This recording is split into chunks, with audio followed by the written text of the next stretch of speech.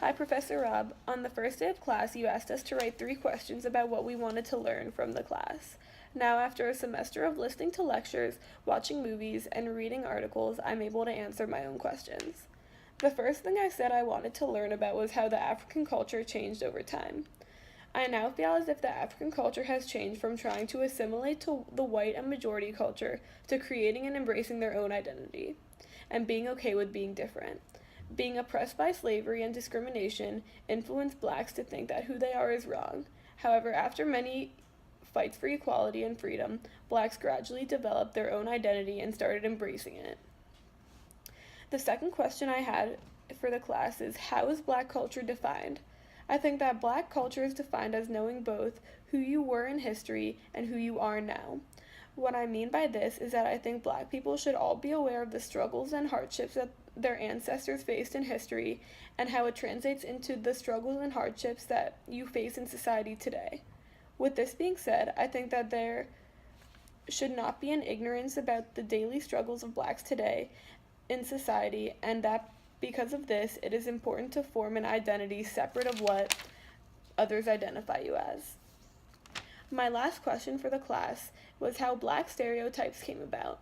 I touched on this in one of my critical essays, where the areas that blacks were forced to live in were neglected by society and by the government, accounting for an increase in crimes within these ghettos. They were deemed unsafe, and the people who lived in them were deemed as thugs. The music associated with blacks, rap and hip hop, also contributed to the notion of them being thugs through the messages that were portrayed in the songs and the lyrics that were sung in the songs. Thanks. I want to elaborate on the third question that I made in the video before about the stereotypes of African Americans. I think that the stereotypes of African Americans have come about because historically they were given lesser education, inadequate school systems due to segregation and discrimination, and this lack of education that they received put them at a lesser place in society compared to whites. They were unable to have as good jobs. They weren't able to afford some of the things that other people in society were able to afford to them, which is what put them in these bad neighborhoods referred to as ghettos.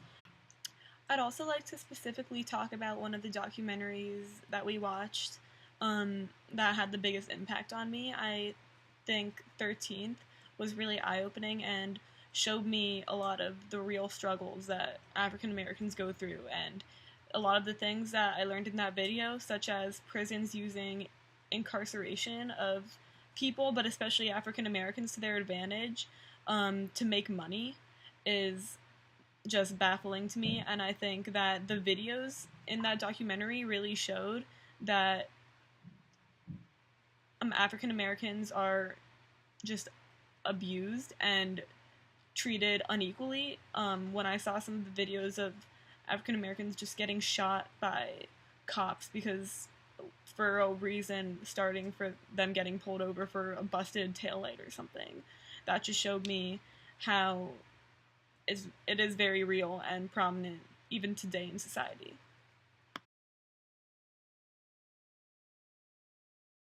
Hi, Professor Rob. I'm going to be interviewing my friend John, and I'm going to be asking him questions that reflect what we learned throughout the semester in African Studies. So John, what do you think it means to be a black male in American society?